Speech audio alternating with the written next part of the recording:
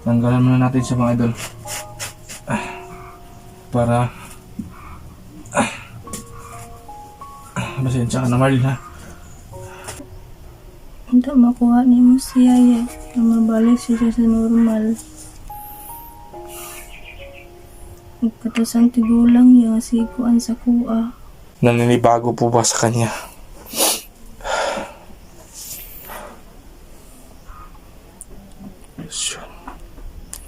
Mainit pa rin yung katawan ni Marlin.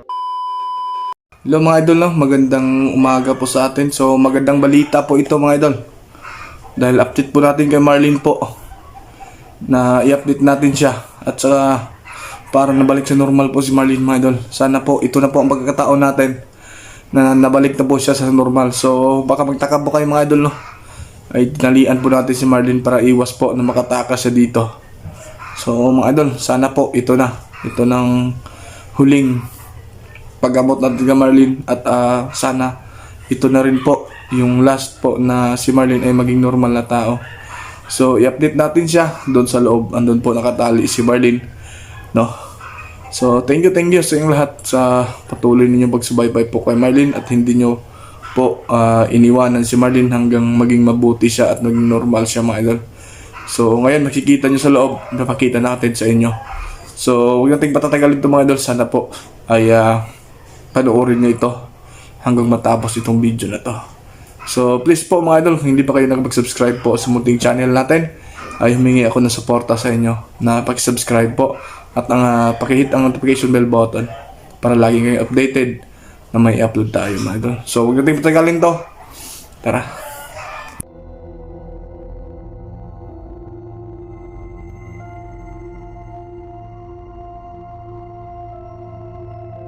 So ayun po mga idol, magandang araw po sa ating lahat.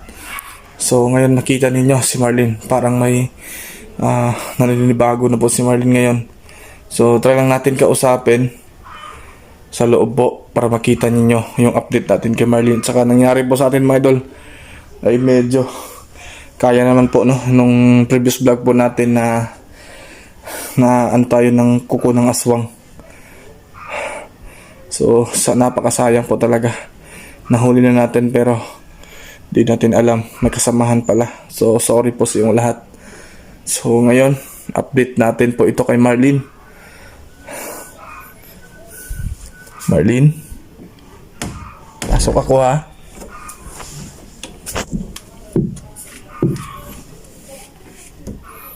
Yan po si Marlin mga idol, nakatalay po siya.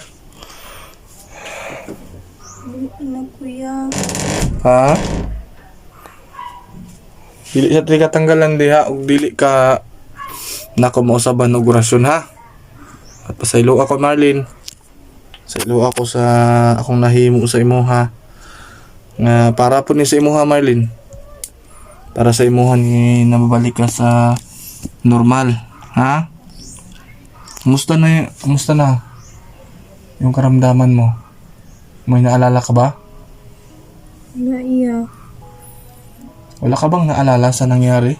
Ilang araw ka nandito sa loob para magamot kita kasi kinulam ka Marlin. Kinulam ka ng matanda. Di mo ba naalala? May naisuka ka? Nakawit? Di mo ba natandaan yun? Wala iya. Po mga dulo, wala po siyang maski isa. Di mo ba alam na tinalian kita dyan? Wala iya. Wala po talaga siyang naalala.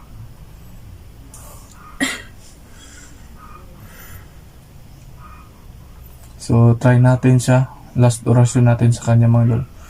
Kung masasaktan po ba siya. No? Kanina na ka nagmata? Ninaraya. So, uurasyon na natin ulit si Marlin mga idol para naman makita ninyo kung may naninibago po ba sa kanya.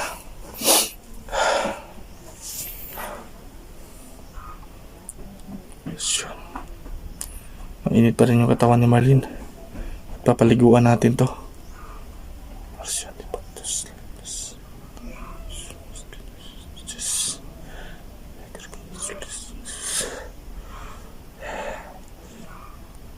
Wala na yung sakit sa MT yan? Wala na iya.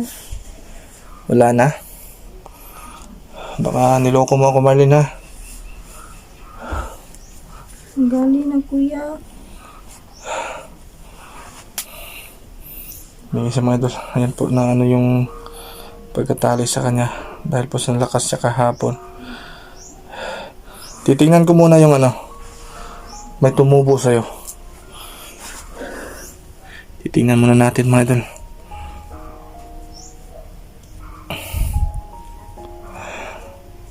Lah. Wala na po mga idol, oh. Wala na po. Salamat naman. Baka yun na yung naisuka niya na dugo mga idol. At saka yung kawit. Marlene, marami ka bang kasama, Marlene, dun sa bundok? Binalikan ko yun, Marlene. At nakita ko yung asawa mo, hindi ko nang mahuli. Dagan mo dito, ah. Daghan iya.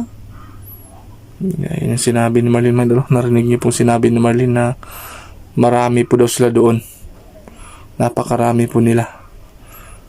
Yung matanda na kumulam sa'yo, Marlene, kilala mo ba yun? Wala iya. Di ba sabi mo dati kasamahan mo yun? Gusto ka lang makuha, Marlene, para siguro ikaw yung ialay nila. Kasi ang ganda mo, Marlene. Ayan po mga idol. Kukuha muna tayo ng orasyon. Tubig na may halong orasyon po. Ipapainom natin sa kanya bago natin siya tanggalan ng tali.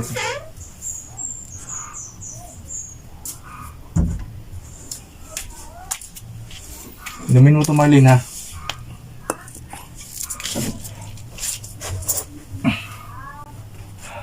Tanggalan muna natin siya, mga idol. Para pasensya ka na, Marlene, ha? Kawa ko sa'yo to. Para din ito sa kabutihan mo, Marlene, ha? Ayan po. Ano yung kamay niya? Inumin mo itong ano. Inumin mo itong tubig. Ubusin mo yan, ha? Ito, mga idol. Para makita ninyo kung meron pa ba talaga sa loob ng katawan niya.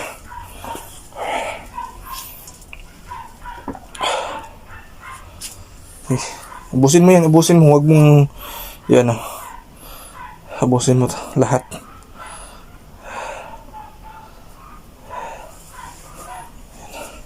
Pagmasdan natin mabuti si Marlene. Kung okay na po ba siya. Yan po. Wala ka na bang naano sa loob mo? Wala na iya. Tatanungin kita. Kilala mo ba ako?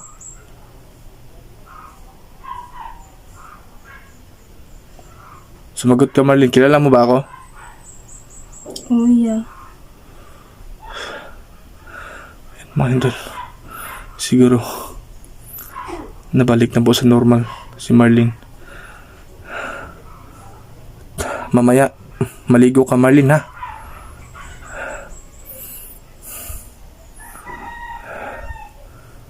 Wala ka ba talang naalala, Marlene? Kahit isa? Wala iya.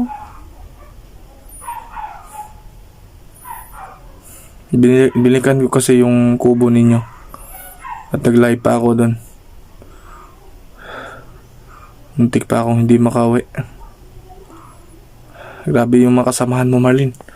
Ayaw talaga nilang sumuko. Gusto talaga nilang makuha ako. Buti na lang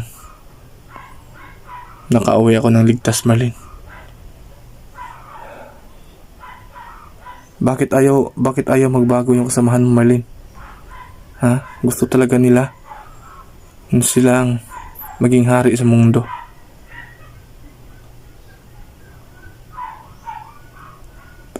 Pamasdan natin mabuti si Marlene. Baka meron pang ano sa katawan niya. Kasi nakainom po siya ng tubig. Merong halong asin yun, mga idol, ha?